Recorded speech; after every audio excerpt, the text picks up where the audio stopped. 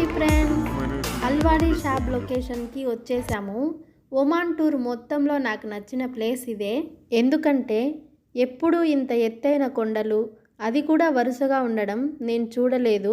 మామూలుగా సముద్రం, beach, coastal area, నదుల్లో నీళ్లు, కొలంలో నీళ్లు అన్నీ చూసే ఉంటాము. కానీ ఎప్పుడూ ఇంత ఎత్తైన కొండలు, అది కూడా వరుసగా ఉండడం నేను చూడలేదు. మామూలుగా సముద్రం, బీచ్, కోస్టల్ ఏరియా, నదుల్లో నీళ్లు, కొలన్లలో నీళ్లు అన్నీ చూసే ఉంటాము. కానీ ఇవి చాలా వింతగా సుమారు 200 అడుగుల పైన ఉన్న మౌంటైన్స్, నడుస్తున్న కొద్దికి అక్కడక్కడ నిలిచిపోయిన వాటరు, చాలా స్వచ్ఛమైన నీళ్లు, అసలు విచిత్రమని అనిపించింది. మామూలుగా మనము సినిమాల్లో గ్రాఫిక్స్ చేసి కొండలు చూపిస్తారు కదా, ఎత్తైనవి, పచ్చనైన గ్రీనరీ చెట్లు, పచ్చిక అన్నీ బ్యూటిఫుల్గా చూపిస్తారు కదా. మనం అవి ఓన్లీ గ్రాఫిక్స్ చేయొచ్చు, దాని ద్వారానే మనం ఇంత అందంగా చూడొచ్చు అని అనుకుంటాము. కానీ నిజంగా కూడా ఉంటాయి అని ఈ కేవ్స్ని చూస్తేనే అనిపించింది.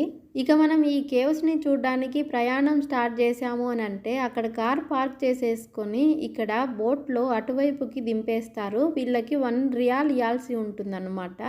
వీళ్ళు మనకు మ్యాక్సిమం 2.5 గంట టైం చెప్తారు. ఇలా ఈ 2 గంటల్లో 1 అవర్ వెళ్ళడానికి, 1 అవర్ రావడానికి కేటాయించుకోవాలి.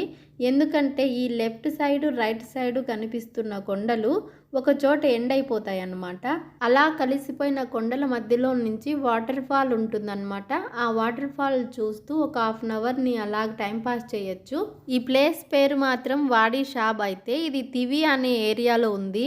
అది ఎక్కడ అంటే మస్కట్ నుండి 140 కిలోమీటర్ల దూరంలో ఈ తివి వాడీ షాబ్ ఉందన్నమాట.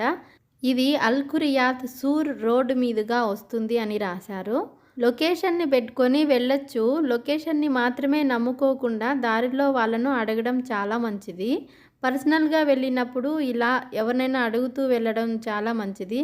లేదు అంటే దారి తప్పే ప్రమాదం కూడా ఉంది. ఎందుకంటే మేము దారి తప్పిపోయాం కాబట్టి. అయినా రోడ్ మిస్ అవ్వడంతో బెనిఫిట్ ఏంటి అంటే మరొక అందమైన ప్లేస్ని విజిట్ చేశాము. అది సూర్ గ్రామం ఉన్నట్టుంది. చాలా అందంగా ఉందన్నమాట. సూపర్గా అనిపించింది. ట్రావెల్ టూర్ గైడ్ ఉంటే ఇంకా చాలా మంచిది అనిపించింది. ఎందుకంటే మనం ఏదైనా ఒక ప్లేస్కి వెళ్ళినప్పుడు ఆ ప్లేస్ గురించి ముందే తెలుసుకొని వెళ్ళడం బెస్ట్ అన్నమాట.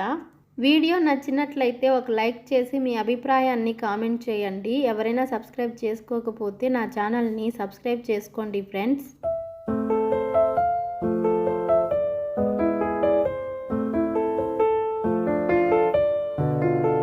ఈ పర్వతాలు ప్రపంచంలో ఉండే అన్ని పర్వతాల కంటే భిన్నంగా ఉంటాయి అని రాశారు.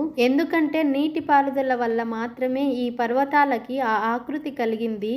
మనుషులు ఎవరు తయారు చేసినవి కావు. న్యాచురల్ మౌంటైన్స్ అన్నమాట.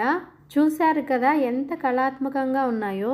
అలా కనిపిస్తున్న పర్వతాల మధ్యదారి నుండి మెల్లగా చివరి వరకు చేరుకున్నాము అంటే అక్కడ వాటర్ ఫాల్ దగ్గర కొలనులాగా ఏర్పడి ఉంటుంది. అదే 3వ కొలను అన్నమాట. ఎవరికైనా ఈత కొట్టాలనిపిస్తే లేదా స్విమ్మింగ్ చేయాలనిపిస్తే సాహసం చేయొచ్చు. ఆ వాటర్ ప్రత్యేకత వచ్చేసి వేసవి కాలంలో అయినా చలికాలంలో అయినా వెచ్చగా ఉంటాయంట. ఇక్కడ మనం చూస్తున్నట్లయితే లోటస్ పాండ్ ఉంది. చాలా తామర పువ్వులు ఉన్నాయి. అలా దారి పొడవునా ఖర్జూరం చెట్లు, మామిడి చెట్లు, అరటి తోట ఇలా చాలా ఉన్నాయన్నమాట. ఈ లోయలు, పర్వతాలు సుమారుగా క్రీస్తుపూర్వం 4వ శతాబ్దం నుండి ఉన్నాయి.